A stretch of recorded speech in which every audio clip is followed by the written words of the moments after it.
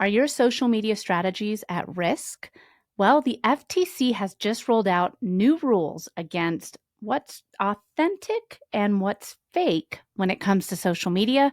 And if you're not compliant, you could be facing some hefty penalties. But don't worry, we've got you covered. And today we're going to be talking about these new regulations and what they mean for you and your business online. Welcome to this week's Rocky Mountain Marketing Quickcast. This is your go-to source for actionable advice and the latest news in social media and digital marketing.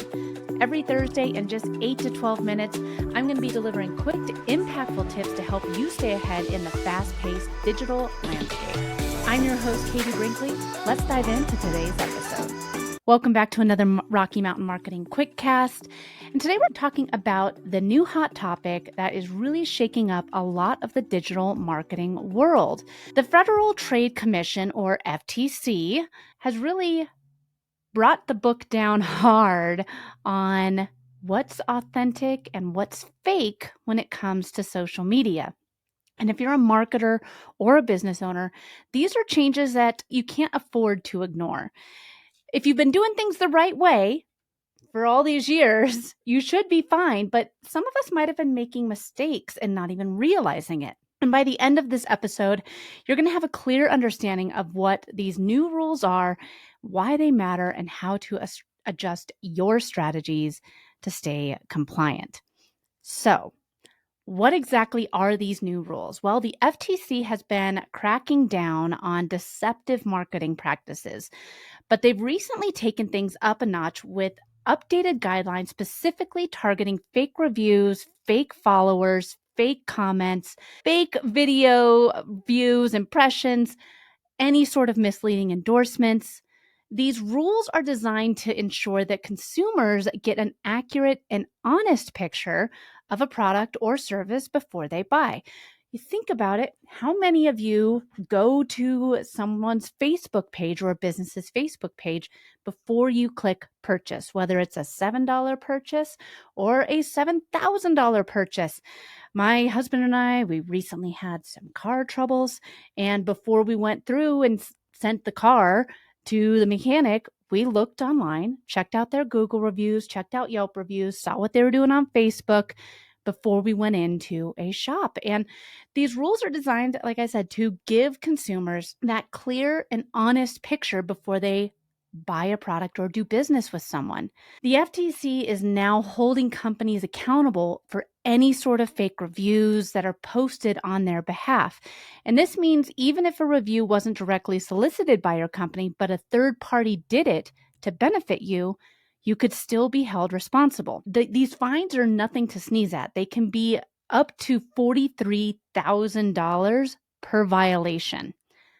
I don't know about you, but I don't have an extra 40 grand just lying around to help pay for fake reviews.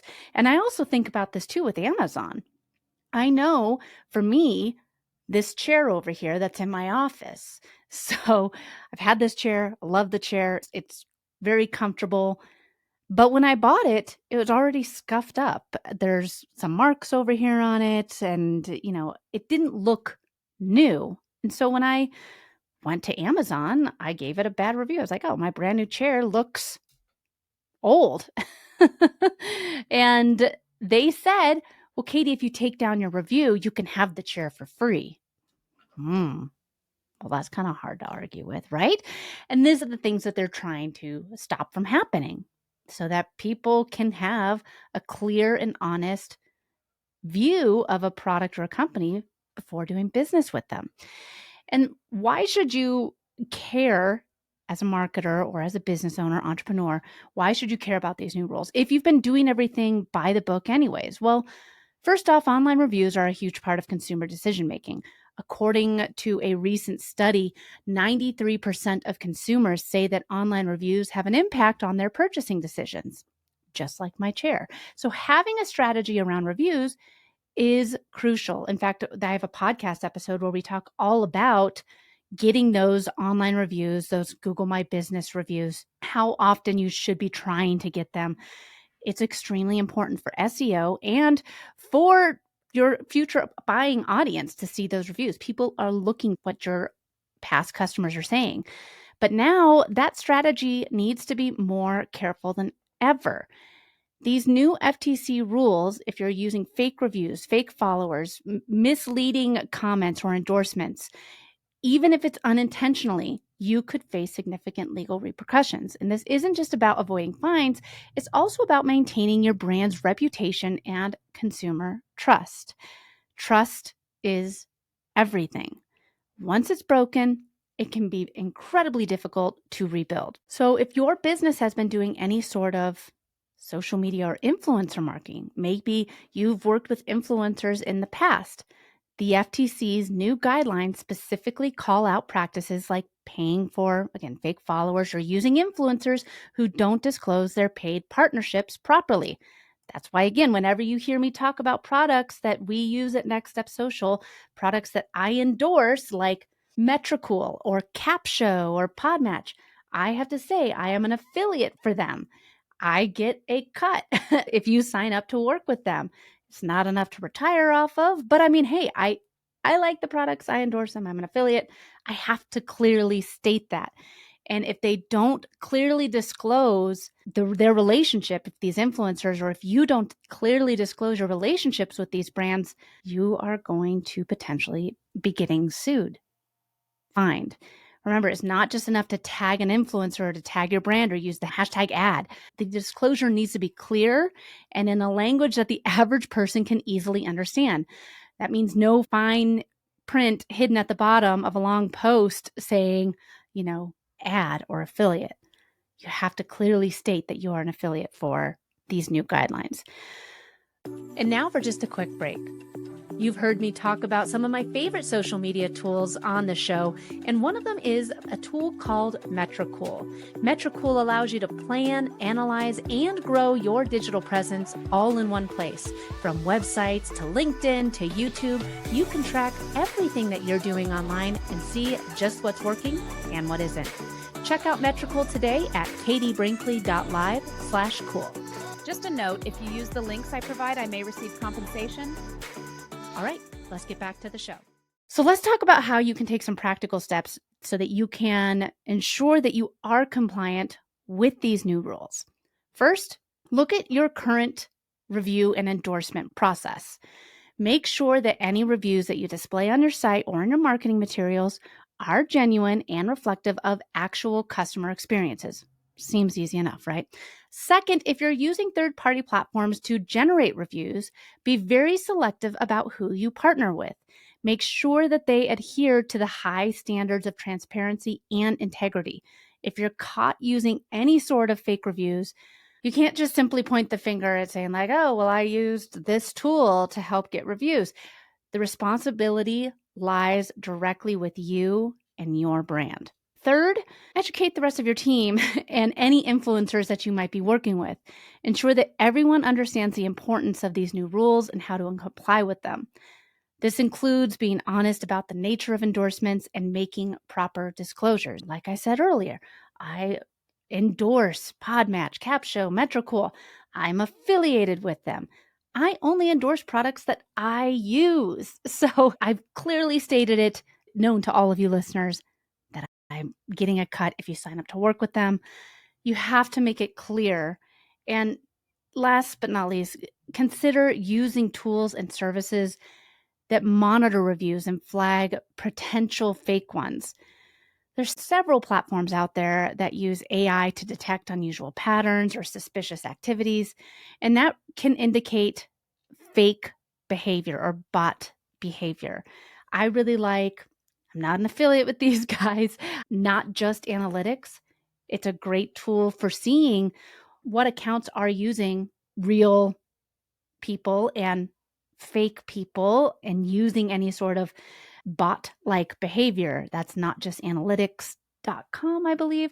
It's fun to check it out. You can throw in a username in there and it'll go ahead and see if the behavior is up to par with standards. So staying proactive here is really going to save you a lot of headaches down the line. This is, again, why it's important to be looking at your data and analytics regularly so that you don't see anything that's a red flag before it's too late. So let's look at the bright side. I feel like this has been a lot of doom and gloom in this episode. While these rules really might seem like they're a burden, honestly, if you've been doing things the right way with your social media and with your business, it's not going to be any changes. Everything's going to be business as usual.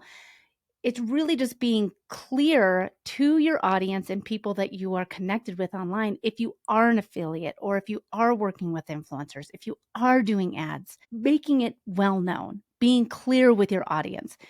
By adhering to these guidelines that the FTC is really cracking down on, you can demonstrate transparency and honesty, which is just going to enhance your brand's reputation anyways. Consumers are more likely to trust and remain loyal to a brand that they believe is open and ethical. If you have any fake followers, any fake reviews, any fake comments, just clean it up now. Go through, wipe them out. They're never going to engage with your stuff anyways. So go ahead and do a good audit, a good clean sweep. I just cleaned up my email list, and while it was really sad to lose hundreds of email addresses, they weren't opening my emails anyway. Some of them were bad emails. They had like too many M's in the .com. And while it looked good to me to say like, oh, I have X amount of email subscribers, well, not all of them were being delivered anyway. So just be transparent with yourself, with your audience. It's going to make a world of difference. I think the key takeaway here is not to panic with these new guidelines. It's to prepare. These new rules are here to stay, and they offer an opportunity for all of us to elevate our strategies by focusing on genuine, trust-building practices. It's all about being transparent and authentic for not just you, but your customers. And I promise you, it is going to pay off in the long run. Thanks so much for listening to this week's episode of Rocky Mountain Marketing. I hope you're leaving with valuable insights and the inspiration to lead your market.